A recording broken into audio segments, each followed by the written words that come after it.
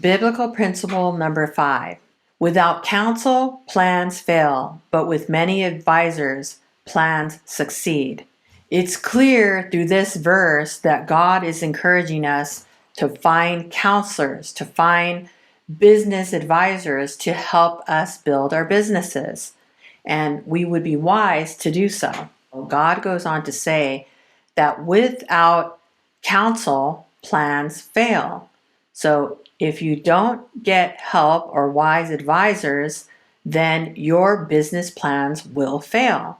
So there's a couple of ways that you can do this. You can actually go on YouTube, kind of like what you're doing now, watch videos on how to start a business, how to grow your business.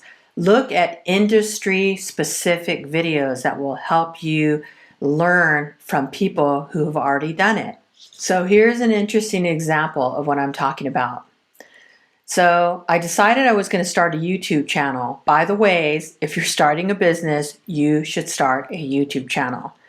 It is probably the most important way to get your brand out in front of the public eye. You'll reach millions of people through YouTube.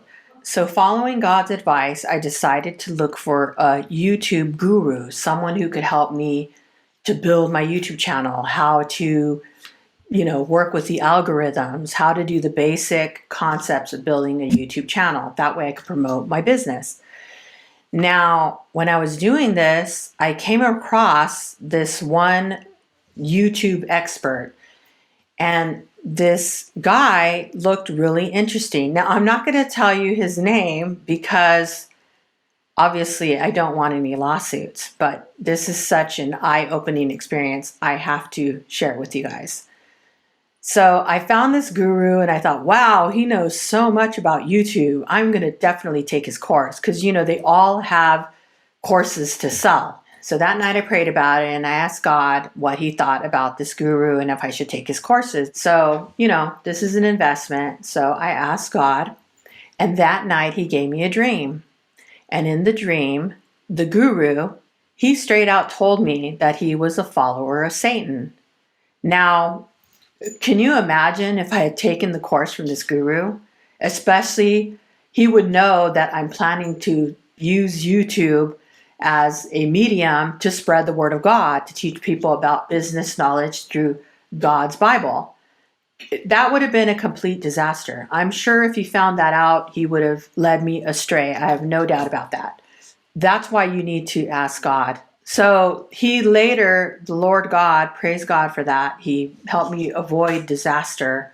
And he actually led me to this company called Think Media. And I'm now taking their course. And I got to tell you, first of all, you should start a YouTube channel no matter what industry you're planning to go into, because it'll be the best way to promote your business. But B, you are going to need to hire someone to teach you the rules of YouTube. So Think Media is God approved, and I just want you guys to know that I think I've taken maybe a dozen of the classes so far, and I'm probably less than a quarter of the way finished with the course. But I got to tell you, it is so powerful. I think I paid around $1,000 for that course. And so with that being said, I'm going to put a link in the description, and I really think you guys should check out Think Media. God has actually given me 2 dreams. He actually gave one dream to my husband, showing us that through Think Media, we would be a huge success. This year, 2024, will be the year to start on YouTube because the algorithms have just changed over, and now it's about content. It's about content creation. Content is now king on YouTube. So if you actually have something that you could teach to someone, something that is important that you want to share and that people want to learn about, those are the videos that are going to get blasted out. And Think Media, Sean Canal, he's the founder, that course has literally opened up my mind to the possibilities on YouTube. I think they gave us a booklet. I have to look back, but I think it was like 52 ways to make money on YouTube. I mean, that alone is worth the $1,000 fee that I paid for the course. I would have paid $1,000 for you to just teach me how to make 52 ways how to make money on YouTube. Big bonus, Sean Cannell, he's actually a big time Christian. He actually talks about God and praises Jesus all over his channel. So not only is he God approved, but he is a big believer in Christ. So that is like just the icing on the cake. Another great way to learn from others is to actually work for another company. Go try to work at a small company. You can learn so much because you're going to be more hands-on and you'll be able to see how each department works together and how the overall picture works to build a company.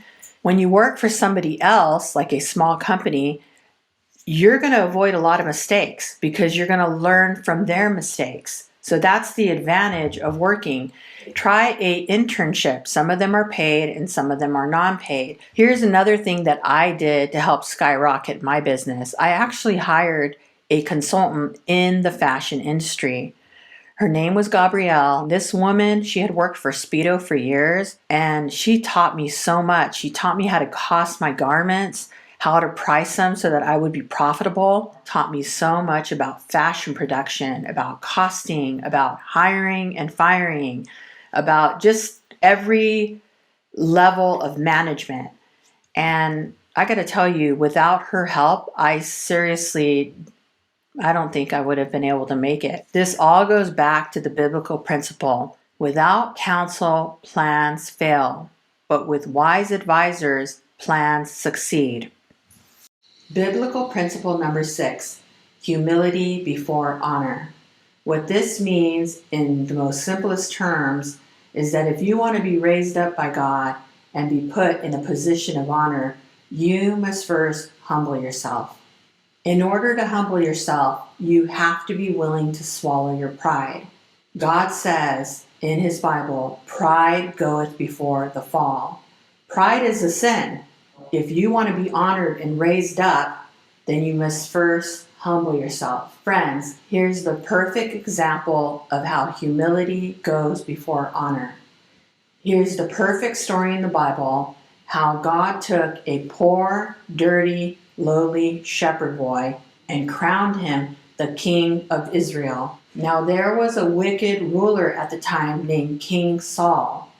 He actually chose to ignore the commands of God, and instead he chose to please men and do what they told him to do rather than what God told him to do. So God removed King Saul, tore the kingdom from him, and gave it to the poor shepherd boy.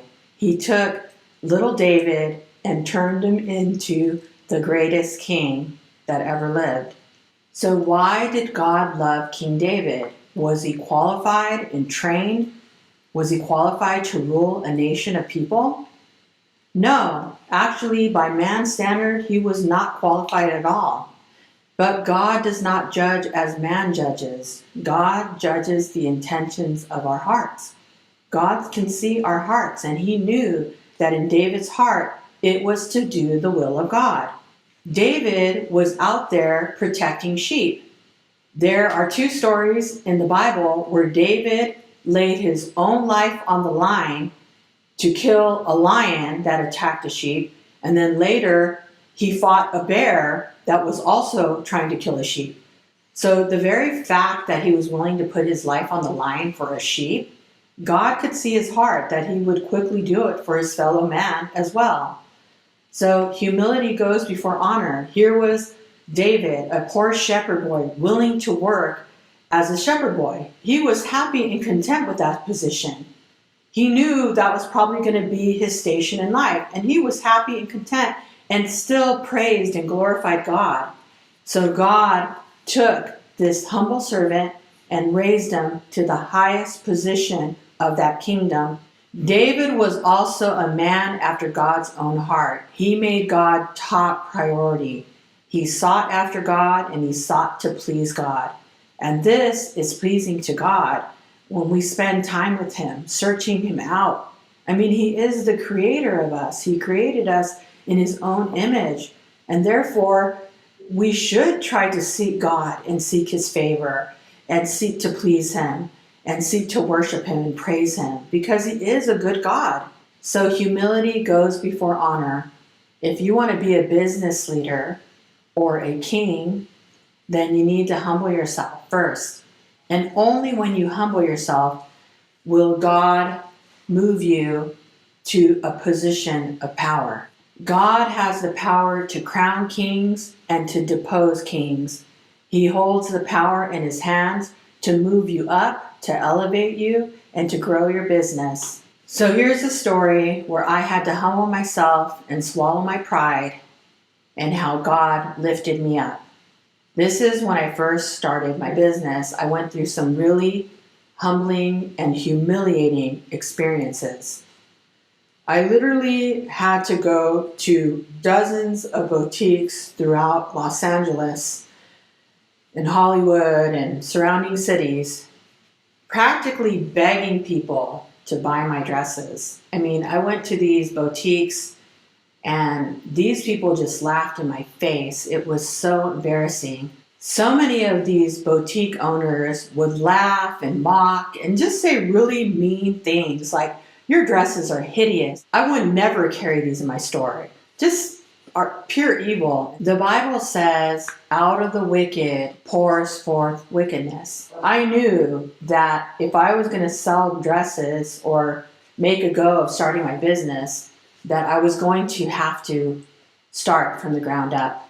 So I wasn't going to let these store owners mocking and scoffing and laughing at me stop me from doing what God told me to do, which was to start a business. The Bible says you reap what you sow. So I knew that at some point, this was going to come back to bite them in the butt because you reap what you sow. Simply put, whatever you put out there is going to come back to you. So if you do good, good will come back.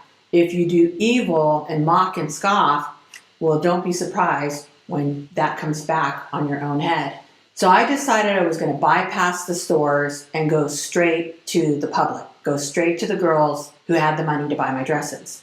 So I literally started selling in swap meets, in car shows, concerts, anywhere you could think of that would allow me to buy a booth at a cheap cost. I was there at 6 a.m. setting up the booth with my sewing machine, ready to make alterations, and I was ready to sell dresses. And not to mention the countless hours I spent making the dresses. I made my own patterns, I cut them, I sewed them, I pressed them, I got them ready to sell. So God saw my hard work and my humility, and God rewarded me. So in no time at all, my dresses become so popular that the stores that had put me down, well, their clients were now telling them, "You need to carry Stop Staring. You need to carry Alicia's dresses," because those were the dresses that they wanted to buy. So I find it quite amusing, and it puts a smile on my face, that God removed the power from the wicked and gave it to someone more worthy. God had given me that power. Now they had to come to me if they wanted to buy my dresses. And of course, I humbled my pride again, and I went ahead and sold them the dresses because guess what? I'm in business. So I went ahead and sold my dresses to all those boutiques. And I would say there was at least a dozen boutiques that had laughed in my face. And then later on, they had to come back with their tail between their legs asking me, could they carry my dresses in their store? So I now had the power in my hands given to me by God. Praise and glory be to God, because he's the righteous judge. He judges and his judgments are righteous and true. So my dresses went on to sell to thousands of boutiques worldwide, and we had hundreds of celebrities wearing it, which also created a huge demand for my product. And again, that was God. I could not have afforded to pay Kim Kardashian or Paris Hilton to wear my dresses. And they actually wore my dresses and brought so much sales just because they were wearing them. So all of this came from God. Remember that God, he gets to decide who gets to move up and who gets to be moved low. So if you want to be moved up in a position of power, then you need to humble yourselves.